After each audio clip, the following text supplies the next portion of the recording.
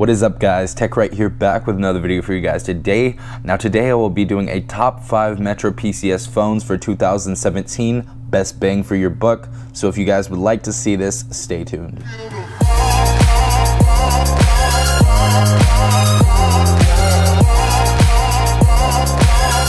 So coming in at number 5, we have the HTC Desire 530. This is only $79. This has Android 6.0 Marshmallow, a 5-inch HD touchscreen display that's 720 by 1280. We have a 8-megapixel autofocus rear camera with BSI sensor and a LED flash, plus a 5-megapixel front-facing camera with a BSI sensor. We do have 16 gigabytes of storage on here and 1.5 gigabytes of RAM. We also do have blink feed on this. A lot of HTC devices do have blink feed now, but yeah, that is only for HTC. We also have a nice design on here. As you see, this one's black. They do have another version where it's white, and they have kind of like a spray paint kind of little retro feel on there, but I think that one is actually nice. I do like the design on this, and I do like that it has front-facing speakers, so that is why it comes in at number 5. Coming in at number 4 is the LG Stylo 2 Plus. They have an espresso version as well as a LG Stylo 2 Plus black version. So basically what they have on here is an octa-core processor coming in at 1.4 gigahertz. We have Android 6.0 Marshmallow. I'm pretty sure we got an update, I think, to 7.0. We have a 5.7-inch HD in-cell display, so we have a really nice screen on this, a 720p screen, but it's very nice. We have a 13-megapixel autofocus main camera with LED flash, as well as a 5-megapixel front-facing camera with gesture shot and selfie light. We also have 16 gigabytes of ROM and 2 gigabytes of RAM in this bad boy. That's why it comes in at number 4. Okay guys, so coming in at number 3, we have the LG K20 Plus. This comes in at $99. It has 4G LTE enabled. We have Android 7.0 Nougat, so a very recent update right there. We do get Nougat on this device. We have a 5.3-inch HD in-cell touch display with a 2.5 arc glass, so we are going to have that kind of arced kind of look around the phone, which I do like. I do like that. I know LG does that a lot with some of their handsets. We do have a 13-megapixel rear-facing camera, autofocus camera with LED flash, as well as a 5-megapixel front-facing camera with a gesture shot and selfie light. We do have 32 gigabytes of ROM and 2 gigabytes of RAM. We also have a 1.4 gigahertz quad-core processor. Now, the only thing I know some of you might be worried. They're like, oh, why'd you bring the K20 in before the LG Stylo 2 Plus or whatever?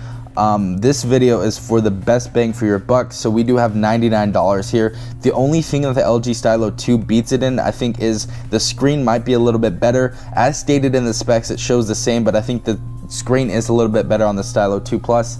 But the only thing that the Stylo 2 Plus beats the LG K20 in is it does have an octa-core processor, and this only has a quad-core processor clocked in at 1.4 gigahertz.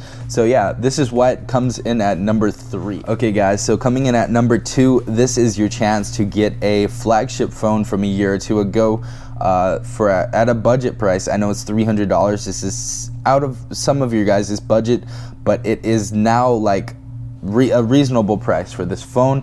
If you did want to wait for the S6 Sapphire, this is a really good phone for only $299. So we do have a beautiful 5.1-inch quad HD Super AMOLED display. So if you guys ever wanted a display like that on a phone and have a premium phone, you guys can go ahead and pick it up for $299 right now. This is 4G LTE enabled, obviously. We have a 16-megapixel rear-facing camera with optical image stabilizer, plus a 5-megapixel front-facing camera with wide-angle lenses. So I've used the camera on this phone before, and it is super beautiful. I believe it records in 4K as well, so it's a really nice camera on this phone. We also have an octa-core 64-bit processor clocked in at 2.1 gigahertz. It's a quad-core plus a 1.5 gigahertz quad-core. We also have 3 gigabytes of RAM on this and 32 gigabytes of internal storage. So that's why it comes in at number 2. So coming in at number 1 with no surprise is the ZTE Zmax Pro. This powerhouse is only $99. So what comes with this is a 6-inch screen coming in at 1080p, We do have a full HD screen on this. We have a lot of screen real estate, about 71.7% screen to body ratio on this, as well as a 367 ppi pixel density. We also have Corning Gorilla Glass 3, as well as Android 6.1.1. We did have that recent update. We do have an octa-core processor coming in at 1.5 gigahertz, as well as an Adreno 405 GPU on this, which makes games super nice to run on this. We do have a micro SD, and we can upgrade it to 256 gigabytes. We have 32 gigabytes of ROM and 2 gigabytes of RAM on this, so way more than what $99 can buy you. This is basically the best all-around phone you can get. We have a 13 megapixel rear-facing camera, as face detection, autofocus with an LED flash, as well as geotagging, touch focus, face detection, HDR. We have panorama. We also have a secondary camera on the front that shoots in 5 megapixels, and we have a rear-facing camera that shoots at 1080p and 30 frames per second. But this is an all-around powerhouse for only $99. I did a bunch of reviews on this, if you guys did not know that already. I basically drained this phone until it's dead, and I'm about to retire it. I'm looking to get the LG Stylo 3 Plus and review that for you guys. But yeah, guys, I hope you enjoyed the video, and I hope it helped you choose what kind of phone you want to get from MetroPCS. But if you guys enjoyed this video, please leave a like down below, as well as subscribing if you guys are not subscribed as well. Watch some of the other videos on this channel to go ahead and get a feel for what kind of phone you want to get if this didn't help you to the max.